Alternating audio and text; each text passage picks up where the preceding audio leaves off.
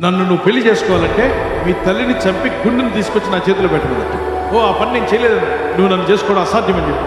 నిజంగా నేనంటే ప్రేమ ఉంటే నువ్వు నన్ను చేసుకోవాలంటే అమ్మను చంపి ఆ గుండెని తెచ్చి నా చేతిలో పెట్టు. వీడు నిజంగానే వెళ్ళాడు, దౌర్భాగ్యుడు. వాళ్ళ అమ్మని చంపాడు.